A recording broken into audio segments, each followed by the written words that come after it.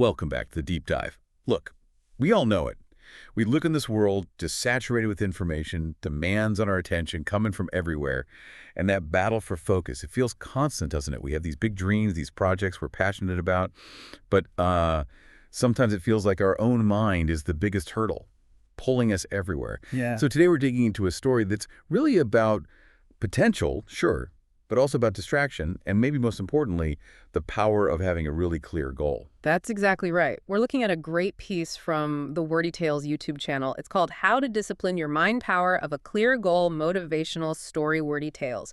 And what I found fascinating really is how it takes these, kind of complex challenges, attention, habits, and boils them down into a narrative, a story that just clicks. So our mission here, our deep dive, is to pull out that practical wisdom, connect it to things we know maybe from behavioral science, so you can actually use these insights. Yeah, it's amazing how much this struggle resonates. We've all been there. Okay, so let's unpack this then. We're following this young man, Ryan. Super smart kid, apparently.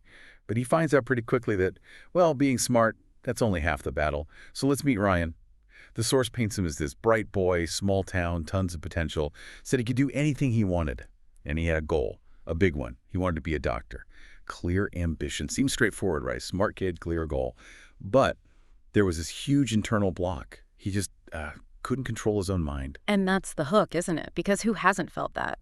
The source says his mind was always restless. You sit down to study, to work, and bam, thinking about your phone or scrolling Facebook, maybe YouTube, just daydreaming. It's like your attention just fragments, It actively seeks out something else, and then you tell yourself, oh, there's still plenty of time, I'll do it later. We've all said that, but the source nails it. Later never really came. It really makes you think, doesn't it? How do we rationalize those moments? What's our own little later excuse? That whole later thing is such a trap. And before this all came crashing down, what was Ryan's core belief about success? He genuinely thought if someone is smart, they will succeed. Period. Nothing else needed. Just raw intelligence would get him there. Yeah, and that's such a common bias, isn't it? Thinking brain power is the whole equation, when really, it's often just the ticket to get into the race. Not enough to win it. Okay, so Ryan's got the dream, the brains, but this restless mind. Oh. What actually happened? What was the wake-up call? Well, there was this important school scholarship exam. Ryan put a lot of hope into it, figured winning it would make the path to becoming a doctor much smoother. Ease the financial burden, validate his goal. High stakes then. Definitely. And the outcome, well, the source is blunt. He had failed. Not just missed by a bit, failed. Oh, yeah. And meanwhile, his friends, the ones who'd been studying steadily, they did great. And his teachers, who used to praise him, now just looked disappointed. Imagine that feeling. Totally. And that was it, the stark realization. He knew he wasn't dumb. He knew he'd wasted time. And the big insight hit him. Being smart is not enough. Without discipline, no success will come. That was his aha moment, a complete shift in understanding what success actually requires, more than just talent. That must have stung. The failure, the disappointment from others. So what did he do right then, that evening? Did he just feel sorry for himself? No, and this is key. He didn't just wallow. He made a firm decision right then. I have to change. But crucially, he wasn't looking for a better chemistry tutor. He specifically went looking for a teacher who could help build discipline, self-control. So he identified the real problem wasn't knowledge, it was focus, mastery over himself. Exactly. He understood the root cause. And this search leads him to Coach Miller. Sounds like a classic mentor figure. He really does. An experienced PE teacher, but with this reputation, right? Yeah. Helping students with focus, self-control. The source even says even the most unfocused boys would slowly become disciplined under his guidance. Wow. So he wasn't just teaching gym class. No, he was teaching metacognition, really. How to manage your own thoughts. So Ryan goes straight to him, lays it out. Coach, I can't focus. My mind jumps around. What do I do? Okay, moment of truth. What does the wise coach say? Well, he doesn't give him a lecture, which I love. He takes Ryan out to the playground, gets a toy bow and arrow, sets up a board. A practical test. Right. And the challenge is simple. If you can hit the center of this board, I'll know how focused you really are. Direct. Yeah. Immediate feedback on attention. And Ryan? He shoots, and he misses. Okay. Then the coach asks the million-dollar question, what were you looking at when you shot? Let me guess. Not the target. Bingo. Ryan admits the trees around me, the field, and the board, everything except the single point he needed to hit. Ah, there it is. Exactly. Yeah. Coach Miller shakes his head gently and says, That's your real problem. You're looking at everything at the same time. Ooh. Look, he says, a good athlete only looks at the target and nothing else. Bam. Simple, but profound. Totally. And then he ties it directly back to Ryan's study problems. Your mind is busy with everything around you, your phone, social media, YouTube. It's like that idea of attention residue, you know? Yeah. Even switching tasks quickly leaves your focus fragmented. Right. Takes time to get back on track. The coach's core message was, if you want to succeed during study time, you must only look at your goal, nothing else. It's about that single-minded focus, actively shutting out the noise, seeing only the target, guarding your mental energy. Okay, Ryan gets the message. He sees the problem reflected in the missed arrow. Yeah. But understanding is one thing, doing is another. So he asks the natural next question, right? Yeah. Coach, where should I start? How do I become more disciplined? How to? Exactly. And Coach Miller, being the practical guide he is, doesn't give him some complex theory. He gives Ryan 4 simple rules. And they sound simple, maybe almost too simple at first glance. Yeah, in our world of complicated productivity hacks. Right. But their power is in their consistency. Let's quickly go through them. Okay, rule number 1. Control your thoughts. Basically, when your mind wanders off and you actively pull it back. Remind yourself, this is study time, focus now.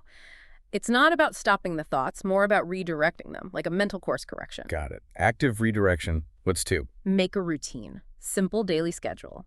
Decide when you study, when you rest. The coach even says you'll see your brain will slowly start to follow the routine. It taps into habit formation, right?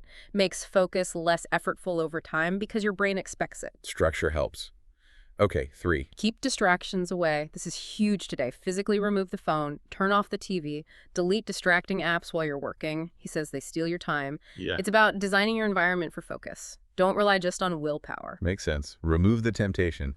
And the last one. Number 4, practice every day. Coach Miller really stresses this. Nothing happens overnight. Build small habits every day. This is the real key to mental discipline. It's about consistency. Those small daily actions rewire your brain. Strengthen that focus muscle. Control thoughts, make a routine, remove distractions, practice daily. You know, they are simple. But maybe that's the point. They're actionable. Exactly. No complex jargon. Just 4 concrete things you can start doing. The power isn't in knowing them, it's in the consistent application, day after day. So did Ryan apply them? Did he actually follow through? He absolutely did. The source says he got serious, made a strict routine for himself. Check rule 2. Right. He turned off his phone while studying. Check rule 3.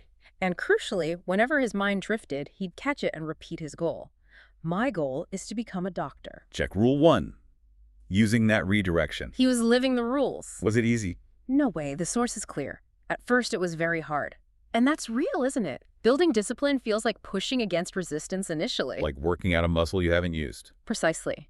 But he stuck with it. Slowly, gradually, his focus improved. He kept practicing daily rule 4, and eventually he got to the point where he was able to study for hours without getting distracted. That's a huge transformation. It really is. It shows that discipline isn't something you're born with. It's a skill you build through deliberate effort, guided by simple principles. And the payoff. Yeah. Did his efforts show results? Big time. A few months down the line, another important exam comes up. Okay. And this time, Ryan came in first place. Wow. From failing to first place. Exactly. And he knew deep down, this wasn't luck. It wasn't just his innate talent suddenly kicking in. The source says he recognized it as the result of his discipline and focus. He'd earned it by taking control. It proved the whole process worked. That's fantastic. Such a clear cause and effect. And there's a lovely closing piece to this. About a year later, Ryan's actually receiving a scholarship, the thing he'd hoped for earlier. And standing there, in that moment of success, he remembers something Coach Miller told him, an analogy. Yes, the analogy. It's a powerful one. It really sticks with you, Coach Miller had said. The mind is like a wild horse. If you don't control it, it will drag you wherever it wants. But if you train it, it will take you to your destination. It just perfectly captures that need for active, conscious direction of our own thoughts, doesn't it? Absolutely. It's not passive. Your mind will run wild unless you take the reins. But if you do that training consistently, it becomes this incredible engine driving you forward, your best asset. And Ryan really internalized that, didn't he? He did. His enduring takeaway was, train your mind. With discipline and success will follow you. So, thinking about this for you, listening. Someone probably already familiar with productivity ideas, what's the real resonance here? This story, it's not just about a kid wanting to be a doctor, it's really universal. It's about any of us facing any goal, needing to tame our own wild horse, that mind that loves to wander and steer it purposefully.